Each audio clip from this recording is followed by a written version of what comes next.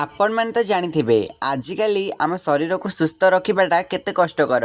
ଆଜିକାଲିକାର ଏଇ ଯେଉଁ modern food ଖାଇ ଖାଇ ଆମେ ପୁରା ବିରକ୍ତ ହୋଇ ପଡ଼ୁନାହାନ୍ତି କି? ହେଲେ କେବେ ଥରେ ଆପଣ ଭାବିଛନ୍ତି କି ଆମ ଟ୍ରାଡିସନାଲ୍ ଫୁଡ଼୍ସ କଥା, ଯାହାକୁ ଖାଇ ଆମ ଜେଜେ ଅଜା ମଧ୍ୟ ବହୁତ ସୁସ୍ଥ ରହୁଥିଲେ ଆଉ ସେମାନଙ୍କ ଚୁଟି 100 ବର୍ଷ ପର୍ଯ୍ୟନ୍ତ କଳା ରହୁଥିଲା। ଚାଲନ୍ତୁ ଆଜି ଆମେ ସେଇଭଳିଆ ଗୋଟେ ଟେଷ୍ଟି ଆଣ୍ଡ ହେଲ୍ଥି ରେସିପି ବିଷୟରେ ଜାଣିବା। ନମସ୍କାର ଦର୍ଶକ ବନ୍ଧୁ, ମୁଁ ରଞ୍ଜନ ୱେଲକମ୍ କରୁଛି ଆମ ୟୁଟ୍ୟୁବ୍ ଚ୍ୟାନେଲ୍ କୁକ୍ସ ୱିଥ୍ ଭିଲେଜ ବୟକୁ। ସାଙ୍ଗମାନେ ମୁଁ ଏ ରେସିପିଟି କରିବା ପାଇଁ ପ୍ରଥମେ ମୁଁ ଗ୍ୟାସ୍ର ଫ୍ଲେମ୍କୁ ଅନ୍ କଲି, ତାପରେ କଡ଼େଇକୁ ଗରମ କଲି। କଡ଼େଇ ଗରମ ହେବା ପରେ ଆପଣ ସେଥିରେ ପକାଇ ନିଅନ୍ତୁ 100 ଗ୍ରାମର ମୁଗ ଡାଲି। ମନେ ରଖନ୍ତୁ ଏଇ କଞ୍ଚା ମୁଗ ଡାଲି ନେବେ, କାହିଁକିନା ଆମେ ଆକୁ ଏବେ ଭାଜିବା। ମୁଗ ଡାଲିକୁ ଭଲସେ ଆପଣ ଲେଉଟେଇକି ଘାଣ୍ଟିବେ, ଯେପରିକି ମୁଗ ଡାଲି ତଳେ ଲାଗି ନଯିବ। କିଛି ସମୟ ପରେ ଆପଣ ଦେଖିବେ ମୁଗ ଡାଲି ହାଲକାସା ୟେଲୋ ଆଣ୍ଡ ବ୍ରାଉନ୍ କଲର୍ ଆସିଗଲାଣି। ଏବେ ଆପଣମାନେ କଡ଼େଇରୁ ଏଇ ଯେଉଁ ମୁଗ ଡାଲିକୁ କାଢ଼ିପାରିବେ। ଏବେ କ'ଣ କରିବା ନା, ଆମେ ମୁଗ ଡାଲିକୁ ଆଉ ଗୋଟିଏ ପାତ୍ରକୁ ଅଲଗା କରିଦେବା। ତାପରେ ପୁଣି ଗ୍ୟାସ୍ ଅନ୍ କରି କଢ଼େଇ ବସାଇଦେବା।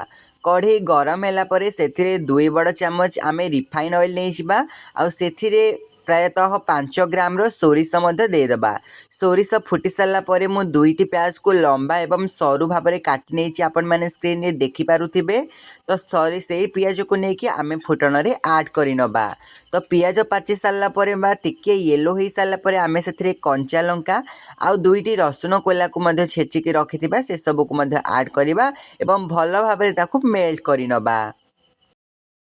ଏବେ ଆମେ ଏହି ପିଆଜ, କଞ୍ଚା ଲଙ୍କା, ରସୁଣକୁ ବ୍ରାଉନ୍ ହେଲା ପର୍ଯ୍ୟନ୍ତ ଭାଜିବା। ତାପରେ ଆମେ ଆଗରୁ ଭାଜିକି ରଖିଥିବା ମୁଗ ଡାଲିକୁ ଏଥିରେ ପକାଇ ପୁଣି ଥରେ ଟିକେ ଲେଉଟି କରିଦେବା। ଏବେ ଆସିଲା ଆମର ଅସଲ ଜିନିଷଟି, ଯାହାର ନାମ ହେଉଛି ପିତା ଶାଗ।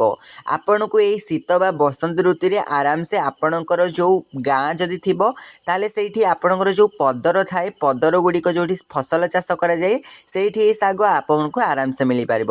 ଆପଣ ଚାହିଁଲେ ଆର ପତ୍ରକୁ ଦୁଇଁକି କରିପାରିବେ, ନହେଲେ ମୋ ପରି ସାଧା ଏପରି ଘାଣ୍ଟି ଦେଇପାରିବେ।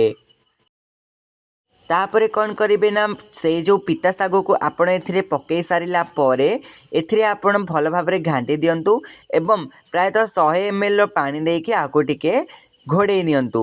ପ୍ରାୟତଃ 2 ମିନିଟ୍ ବା 2ରୁ 3 ମିନିଟ୍ ଘୋଡ଼େଇ ସାରିଲା ପରେ ଆପଣ ପୁଣି ଥରେ କାଢ଼ନ୍ତୁ। ଏବେ ଦେଖନ୍ତୁ ଶାଗର କଲର୍ ମଧ୍ୟ ଚେଞ୍ଜ ହୋଇଯାଇଥିବ ଆଉ ଶାଗ ସାଙ୍କୁଡ଼ି ମଧ୍ୟ ଯାଇଥିବ। ଏବେ ମୁଗ ଡାଲି, ଫୁଟଣ ଆଉ ଶାଗକୁ ଭଲ ଭାବରେ ଘାଣ୍ଟି ଦିଅନ୍ତୁ। ଆଉ ଗୋଟିଏ କଥା ଆପଣମାନେ ବୁଝିନାହାନ୍ତି ବୋଧେ, ତ ଆମେମାନେ ଲୁଣ ପକାଇ ନଥିଲେ, କାହିଁକିନା ଶାଗଟା ସାଙ୍କୁଡ଼ିଲା ପରେ ଲୁଣ ଦେଲେ ତା'ର ଟେଷ୍ଟ ଠିକ୍ ରହିବ। ପୂର୍ବରୁ ଯଦି ଆମେ ଲୁଣ ପକାଇଦେବା ତାହେଲେ ଶାଗଟା ଲୁଣିଆ ହୋଇଯାଇପାରେ।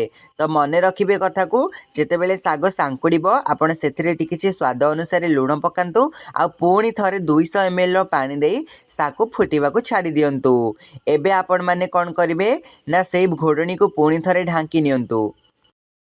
ଶାଗକୁ ଲୋ ଫ୍ଲେମ୍ରେ 15 ମିନିଟ୍ ଫୁଟାନ୍ତୁ। 15 ମିନିଟ୍ରୁ ବି କମ୍ ହେଲେ ଚଳିବ।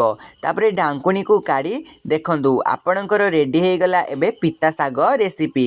ତ ମୁଗ ଡାଲି ପକାଇ ଏଇ ଯେଉଁ ପିତା ଶାଗଟା ଆପଣଙ୍କର ହେଇଥାଏ ନା, ଇଏ ଖାଇବାକୁ ବହୁତ ହି ଟେଷ୍ଟି ଲାଗିଥାଏ।